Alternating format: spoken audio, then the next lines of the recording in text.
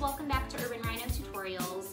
On today's episode, I want to cover shutter speed with you guys. So shutter speed is another component of the exposure triangle and is essentially one of the really important parts of getting a very clear, in-focus photo. So you may have noticed if you're taking pictures, a lot of times if the subject is moving, you'll get a really blurry, like whether it's their arms, if it's a dog, maybe their tail's moving and it's a blur. And usually that's due to an inaccurate shutter speed setting. So throughout this episode, I'm going to show you how to adjust shutter speed, what happens when you have a slow shutter speed versus a faster shutter speed, and I'm going to give you some examples of each. So the shutter speed is how quickly your shutter closes. So a slow shutter is going to close slow, and a fast shutter is going to close quickly. I also want to make sure that we touch on what happens to the light, so how much light is let in based on what you're setting. So let's get started.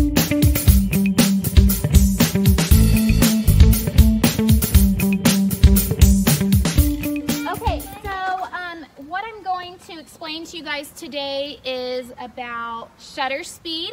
So this is my model Olivia. She's so beautiful. So with shutter speed, one of the things that you probably notice when you're taking pictures is getting a blurry subject. So Olivia, will you spin around for me? Like twirl around? Okay. So if she was moving like that, that's good, babe. If she was moving like that, and you didn't have the correct shutter speed, your picture is going to be blurry. She's gonna look blurry. Her hair, her arms, all of that. So we change the shutter speed.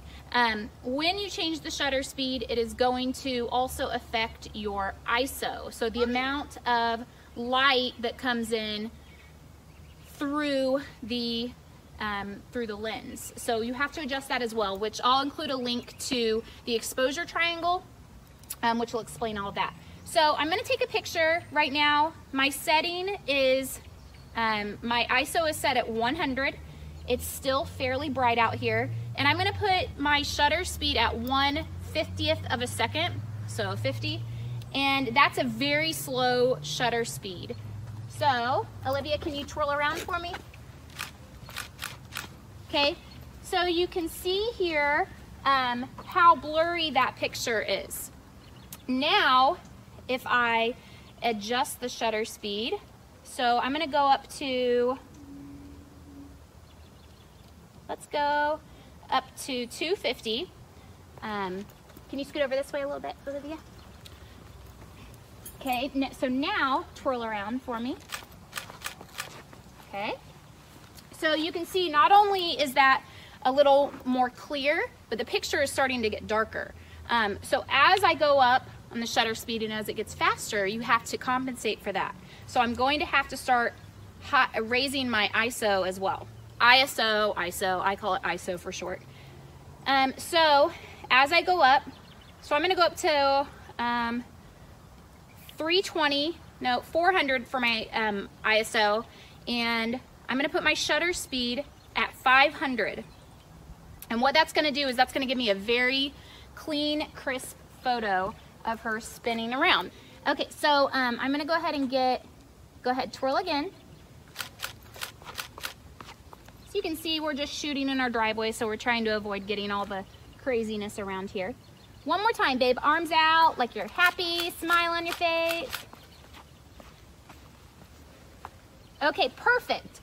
So now you can see what a huge difference that made by raising the shutter speed to 500. I had to also raise the ISO because, like I said, when the shutter speed closes faster, it's going to let in less light. So you have to compensate for that and adjust either your ISO or lower your aperture. My aperture for these was set at 2.8. So that's pretty much it for shutter speed. Just know that for any moving subjects, this is great for dogs, kids, action, sports photos, things like that. You definitely want to take shutter speed into consideration. Thanks for watching this video. Make sure you stay connected with Urban Rhino on social media. And don't forget to give this video a thumbs up, comment below, and of course, subscribe to our channel.